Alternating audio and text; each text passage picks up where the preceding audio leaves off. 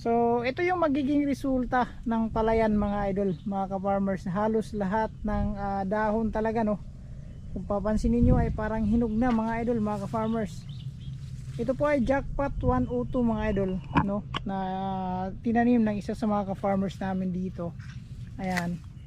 So ito naman yung sa area ng lola ko mga idol, mga ka-farmers, yung Leeds 143 hybrid rice variety. Although tinamaan din siya mga idol, no, kahit naman walang area ngayon dito sa amin na hindi tinamaan, kahit nga inbred mga idol ay meron talagang tama, no, ng leaf blight.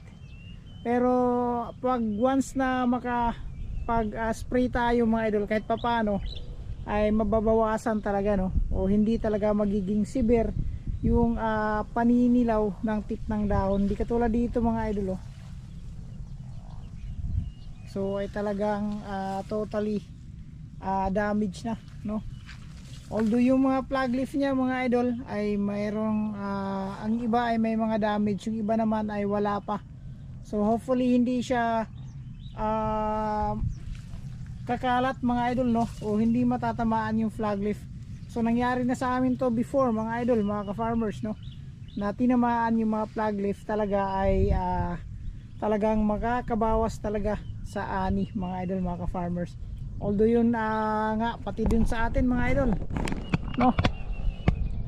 Ayan, although yun nga, no, kahit naman sa area namin, ayun, ka area natin dun mga idol, at saka yung jackpot din natin dun nahuli, yung sa katabi namin ay meron na ring pamumula, ngunit yung paumpisa pa lang. So mas mainam o dapat ay ma-prevent na, no, yung mga ganito mga idol, no, ay hindi na to babalik pa sa pagkukulay berde mga idol, except na lang dun sa mga bagong dahon na lalabas na hindi siya tinamaan. Ayan, so magiging berde siya, ngunit hopefully hindi siya kung sa Bisaya pa, di siya matakdan mga idol, hindi siya mahawa, no, dito sa mga BLB. So di ko lang sure mga idol kung anong in-spray nila dito, no, kung na-sprayan na, kung bakit nagkaganito na talagang kumalat. Parang akala mo talaga mga idol, mga ka-farmers, ay hinog na. So isa sa mga dahilan mga idol, no, yung weather condition namin dito talaga. Although yung ibang area natin dito mga idol, no, sa ating mga ka-farmers ay hindi talaga daw naulan na. Halos mag 2 linggo, 3 o 1 buwan na walang ulan. Ngunit dito sa amin mga idol, halos araw-araw yan.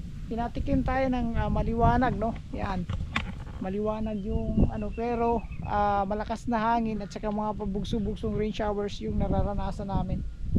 So iinit ng isang buong araw, uulan ng gabi, iinit ng tanghali, ulan ng umaga, hindi mo maano mga idol.